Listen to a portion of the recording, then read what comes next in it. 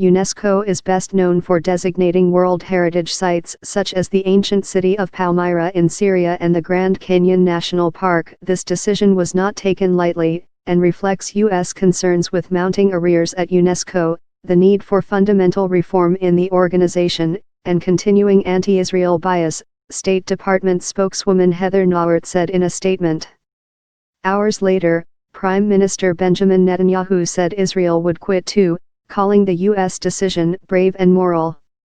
This is a loss to the United Nations family. This is a loss for multilateralism. Washington has already withheld its funding for UNESCO since 2011, when the body admitted Palestine as a full member. The United States and Israel were among just 14 of 194 members that voted against admitting the Palestinians. Washington's arrears on its $80 million annual dues since then are now over $500 million. Although Washington supports a future independent Palestinian state, it says this should emerge out of peace talks, and it considers it unhelpful for international organizations to admit Palestine until negotiations are complete. In recent years, Israel has repeatedly complained about what it says is the body taking sides in disputes over cultural heritage sites in Jerusalem and the Palestinian territories. Today is a new day at the UN, where there is price to pay for discrimination against Israel, Israel's ambassador to the United Nations Danny Danon said. Netanyahu told world leaders at the UN General Assembly last month that UNESCO was promoting fake history after it designated Hebron and the two adjoined shrines at its heart, the Jewish Tomb of the Patriarchs and the Muslim Ibrahimi Mosque, as a Palestinian World Heritage Site in danger. An Arab-backed UNESCO resolution last year condemned Israelis' policies at religious sites in East Jerusalem and the West Bank.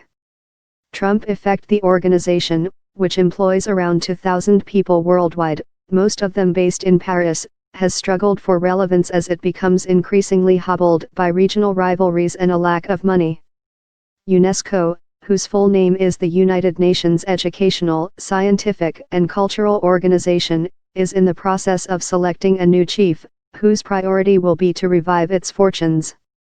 The U.S. move underscores the skepticism expressed by President Donald Trump about the need for the U.S. to remain engaged in multilateral bodies. The president has touted an America First policy, which puts U.S. economic and national interests ahead of international commitments. Since Trump took office, the United States has abandoned the Trans-Pacific Partnership trade talks and withdrawn from the Paris climate deal.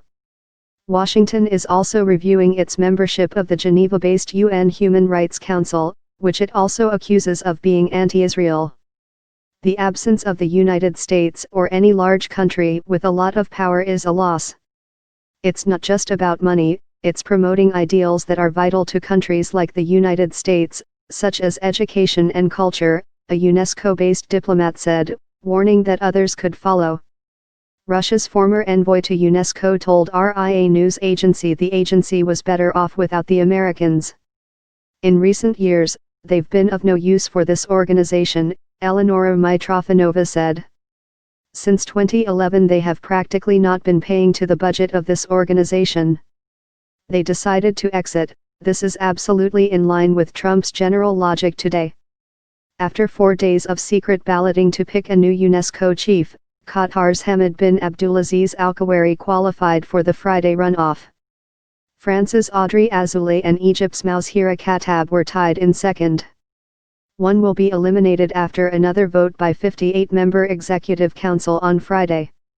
If the two finalists end level, they draw lots.